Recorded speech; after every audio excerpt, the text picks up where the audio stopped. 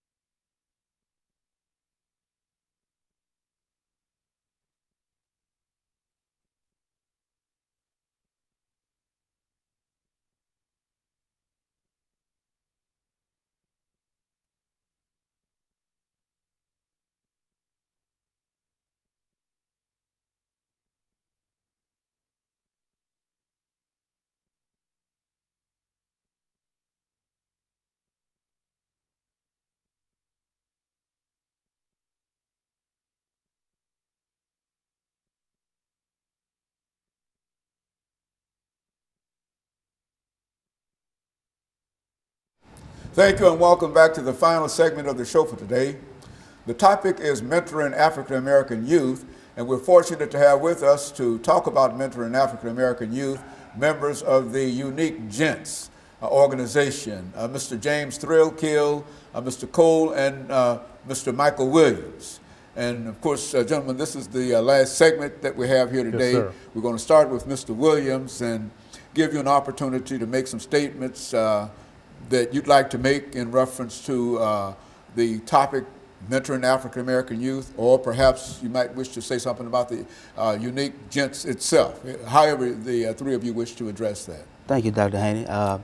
Well, with this topic, the unique Gents itself, for me personally, gave me a new life. And I was able to grow in a sense to have great attributes, to be able to be focused, to have faith as a foundation, and to be able to understand what it means to have a brotherhood. So I didn't have any of those things growing up on my own. So with this organization coming together the way they did and nurturing me, growing me from the inside out, I'm able to do the same thing for others. So it's a give back idea.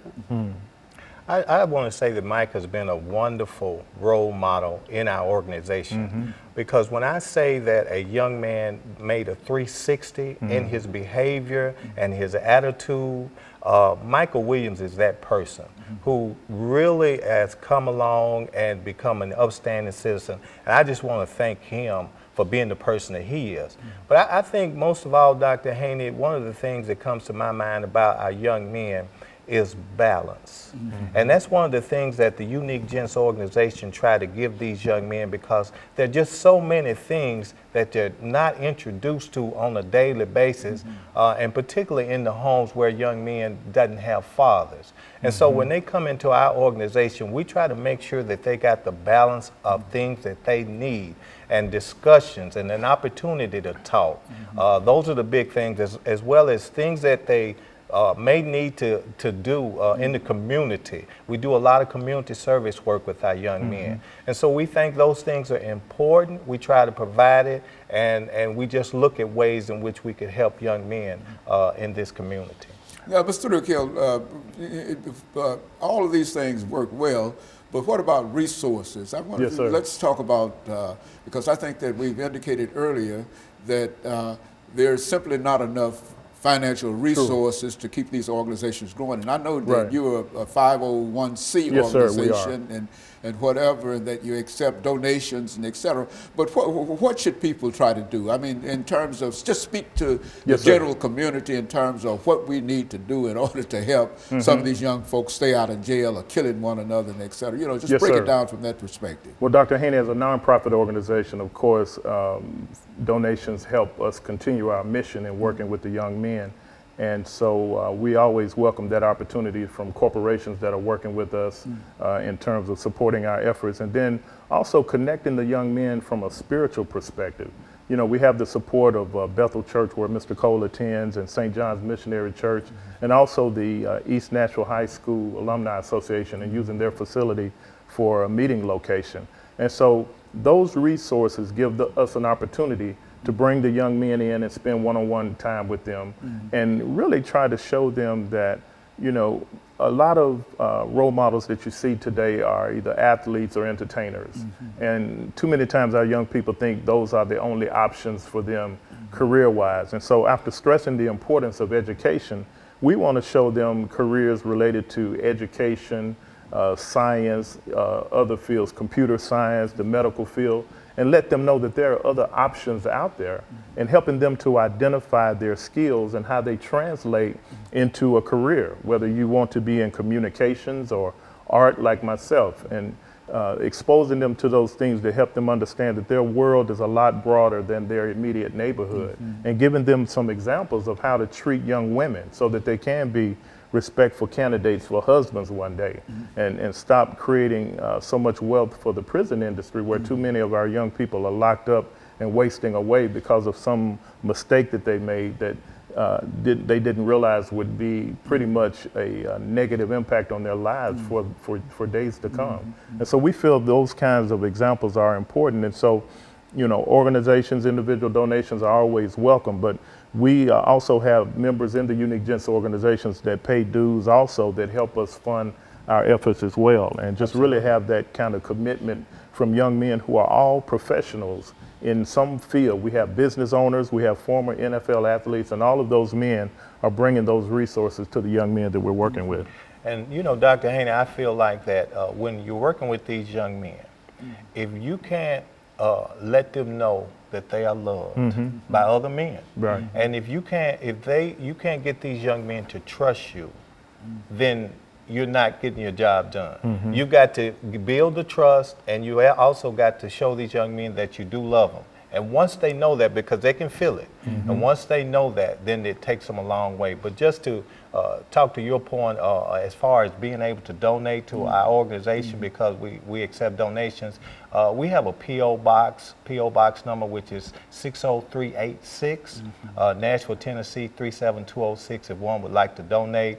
Or you can go to our website at uniquegents.org, of course, and to donate. So I just wanted to say that to the public too, that if you want to know more about the Unique Gents, please visit our website at uniquegents.org. And so, Mr. Williams, you can say from your own personal point of view what this organization not only has done for you, but for others as well. And so it did enough for you to want to come back to replicate what they did for you with somebody else. Is that what we're saying? Yes, sir, we are. Actually, we've had this organization grow upon not just me, but several other young men. And the biggest part about being able to give back is to show that that's the future. We're feeding into our future.